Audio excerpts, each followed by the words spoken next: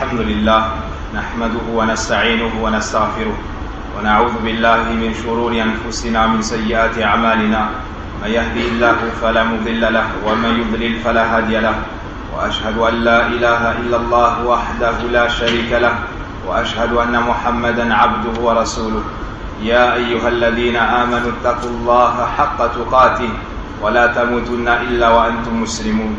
يا أيها الناس اتقوا ربكم الذي خلقكم من نفس واحدة وخلق منها زوجها وبث منهما رجالا كثيرا ونساء، واتقوا الله الذي تساءلون به والأرحام إن الله كان عليكم رقيبا.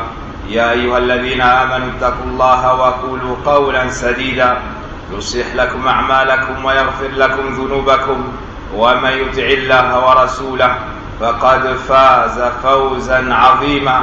أما بعد، فإن أصدق الحديث كتاب الله جل وعلا، وخير الهدي هدي محمد صلى الله عليه وسلم، وشر الأمور محدثاتها، وكل محدثة بدعة، وكل بدعة ضلالة، وكل ضلالة في النار.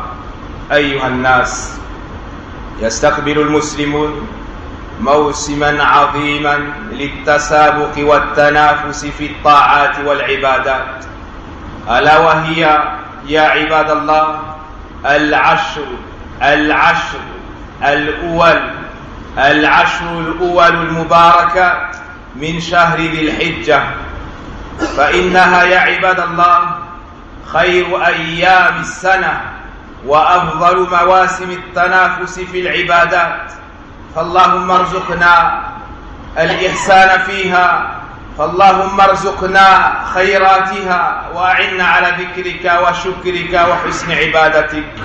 ومن فضائلها وشرفها أن الله سبحانه وتعالى أقسم بها، أن الله عز وجل أقسم بها في كتابه العزيز، فقال سبحانه وتعالى: والفجر وليال عشر. قال ابن عباس رضي الله عنهما وغيره: هي العشر الأول من شهر ذي الحجة.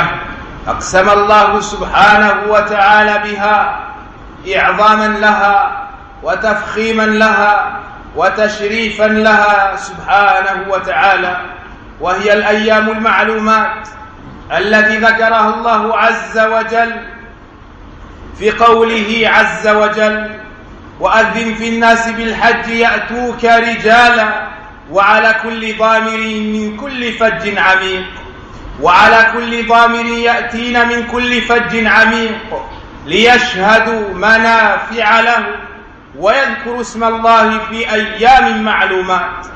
أيها المسلمون، ينبغي على كل مسلم ومسلمة أن يدرك شرف هذه الأيام، هذه العشر المباركات، ورفيع مكانتها، وعظيم شأن العمل الصالح فيها.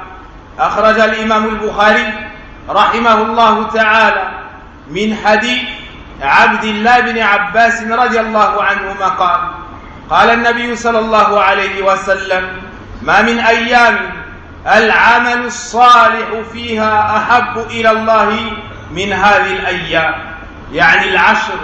ما من أيام العمل الصالح فيها أحب إلى الله من هذه الأيام، يعني العشر الأول من شهر ذي الحجة.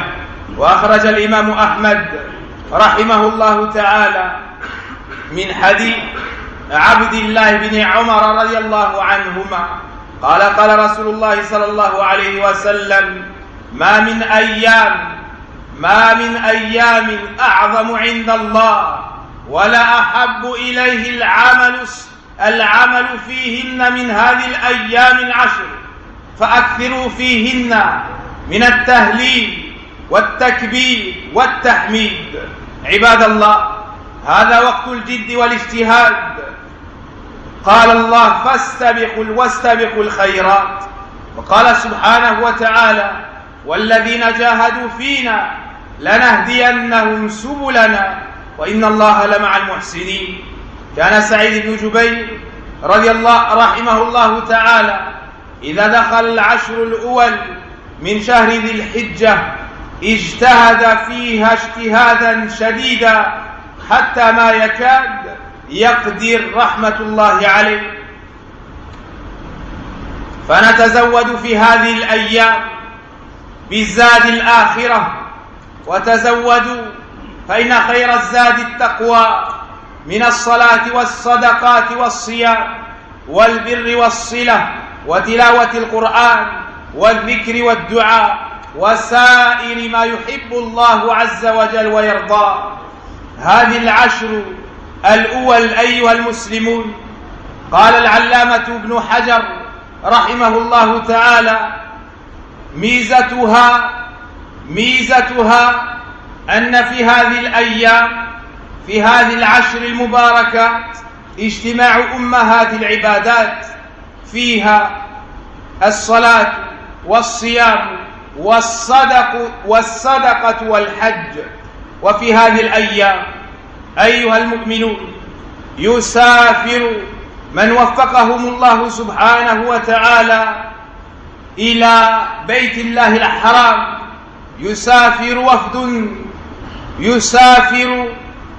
وفد شريف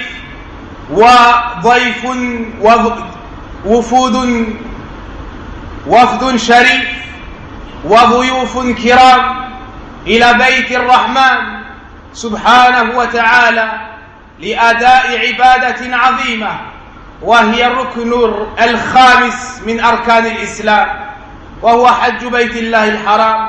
فنسأل الله عز وجل أن يحفظهم أجمعين، وأن يغنمهم خيرات الحج وبركاته، وأن يرزقهم فيه غفران الذنوب والفوز بالجنة. ونسأله سبحانه وتعالى أن يردهم إلى أسرهم ردا جميلا.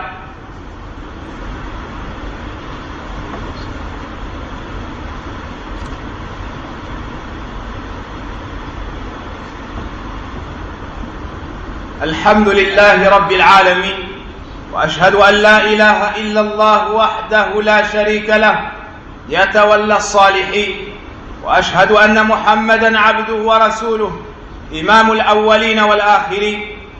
اللهم ارض عن الصحابة أجمعين ومن تبعهم بإحسان إلى يوم الدين. أما بعد. Nous venons d'accueillir les meilleurs jours de l'année, des jours bénis durant lesquels il nous faut redoubler d'efforts, durant lesquels il nous faut nous concurrencer dans l'adoration d'Allah Azza wa Jal. Ces jours-ci, chers frères, sont les 10 premiers jours du mois de Dhul Hijjah, du dernier mois de l'année lunaire. Ce sont des jours bénis, des jours aimés et préférés auprès d'Allah Azza wa Jal. Ces 10 jours, les 10 premiers jours du mois de Dhul Hijjah, sont les meilleurs moments pour adorer Allah subhanahu wa ta'ala et redoubler d'efforts. Nous demandons donc à Allah subhanahu wa ta'ala de nous aider à l'adorer dans ces jours avec excellence. Aussi, sachez que ces jours ont de nombreux bienfaits et de nombreux mérites connus à travers le Coran et la Sunna du prophète alayhi salatu wassalam. Allah tabaraka wa ta'ala l'immense a juré par ces jours dans son noble livre, dans Surat al-Fajr, lorsqu'il nous dit wal Fajr par l'aube, wa layalin ashr par ces 10 nuits. Ibn Abbas radiyallahu anhuma explique ce verset et dit, c'est-à-dire les 10 premiers jours du mois de Dhul Hijjah. Allah subhanahu wa ta'ala a juré par ces jours pour nous montrer leur importance, leur grande valeur auprès de lui. Deuxièmement, ce sont les jours déterminés et définis qu'Allah Azza wa Jal mentionne dans le verset de Surat al-Hajj, lorsqu'il appelle à accomplir le pèlerinage et qu'il mentionne la venue de l'ensemble des gens vers ces lieux sacrés. Il nous dit afin de mentionner le nom d'Allah dans des jours déterminés. Ces jours déterminés sont les 10 premiers jours du mois de Dhul Hijjah. Il nous faut donc accorder la plus grande importance à ces 10 jours dans lesquels nous venons d'entrer, en étudier la noblesse, l'importance et la grandeur, afin qu'ils ne passent pas devant nous en nous trouvant insouciants, en nous trouvant distraits devant leur grandeur et leur grande valeur. Et plus la personne aura connaissance de la valeur de ces jours, plus elle demandera à Allah subhanahu wa ta'ala de l'aider à l'adorer durant ces 10 jours. L'imam al-Bukhari rahimahullah ta'ala nous dit que Abdullah ibn Abbas radiallahu anhuma rapporte du prophète alayhi salatu wassalam cette parole: il n'y a pas de jour durant lesquels la bonne action est plus aimée auprès d'Allah que ces jours-ci, c'est-à-dire les 10 premiers jours du mois de Dhul Hijjah. Subhanallah, durant tous les jours de l'année et l'ensemble des mois, il n'y a pas de jour durant lesquels l'adoration est plus aimée chez Allah que ces 10 jours. Et nous sommes entrés dans le premier jour. Il en reste 9. Il nous faut redoubler d'efforts dans l'adoration d'Allah, car l'adoration dans ces jours-ci est différente de l'adoration durant d'autres jours. La prière, la salat, la zakat, as-sadaqat, le jeûne, la bienfaisance envers les parents, le pauvre, l'orphelin et autres bonnes actions, tout cela est plus aimé chez Allah dans ces 10 jours que l'adoration en dehors de ces 10 jours. L'imam Ahmed rahimahullah rapporte que Abdullah ibn Amr radiallahu anhu m'a dit, le messager d'Allah sallallahu alayhi wa sallam a dit: il n'y a pas de jour plus immense auprès d'Allah durant lesquels l'adoration est plus aimée que ces jours-ci. Les jours les plus immenses sont ces 10 premiers jours du mois de Dhul Hijjah. L'adoration la plus aimée auprès d'Allah, c'est durant ces 10 jours, les 10 premiers jours du mois de Dhul Hijjah. Puis le prophète alayhi salatu wassalam poursuit et nous dit: prononcez donc beaucoup la ilaha illallah, Allahu Akbar et Alhamdulillah. Prononcez donc beaucoup at-tahlil, c'est-à-dire la ilaha illallah, at-takbir, c'est-à-dire Allahu Akbar, et at-tahmid, c'est-à-dire Alhamdulillah. Il nous faut beaucoup prononcer le rappel et l'invocation, ou bien il nous faut beaucoup évoquer Allah subhanahu wa ta'ala. Durant ces jours-ci, il nous faut nous concurrencer. Il nous faut nous concurrencer, redoubler d'efforts dans l'adoration d'Allah azza wa jal. C'est un commerce dans lequel personne ne sera perdant. C'est un commerce dans lequel il y a des bénéfices assurés auprès d'Allah azza wa jal, le généreux, le grand donateur. Les pieux prédécesseurs avaient parfaitement connaissance de la noblesse et la valeur de ces nuits ou de ces jours à un point tel que Saïd ibn Jubayr, l'élève d'Ibn Abbas radiallahu anhuma, lorsque ces 10 premiers jours venaient, il adorait Allah azza wa jal avec grande force. Il faisait énormément d'efforts au point de ne plus avoir de force à la fin de ces 10 jours. Au point de ne plus avoir de force à la fin de ces 10 jours. Il se peut qu'une personne demande: que puis-je faire durant ces 10 jours? Tout ce qui est appelé adoration. C'est un nom général qui englobe tout ce qu'Allah aime et agrée, comme parole, comme la lecture du Coran, comme l'istighfar, comme le dhikr, comme le fait de dire subhanallah, walhamdulillah, wa la ilaha illallah, wallahu akbar, comme le fait d'appeler au bien, d'avertir contre le mal. Parmi les bonnes actions, as-sadaqat, dépenser de son argent pour la cause d'Allah, le fait de jeûner, le fait de lier les liens de parenté, le fait de peupler les mosquées, de les construire, et tout ce qui plaît à Allah subhanahu wa ta'ala. L'adoration dans ces 10 jours est plus méritoire, plus aimée que les adorations en dehors de ces 10 jours.